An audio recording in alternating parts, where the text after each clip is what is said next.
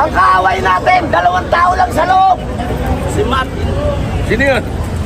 Kilala nyo na yun. Martin Romualdez and Saldico! Yan lang. At si Sandro Marcos! Bongbong Marcos!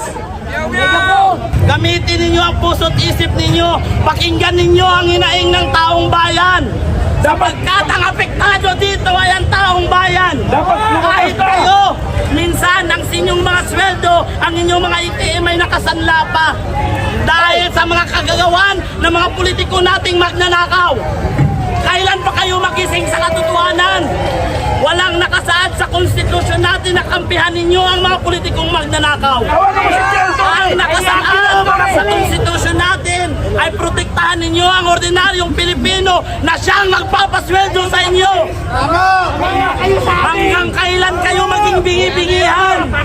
Hanggang kailan kayo magbulag-bulagan sa nangyayaring panakawan sa ating bansa? Mga anak ninyo, mga asawa ninyo naapektuhan din.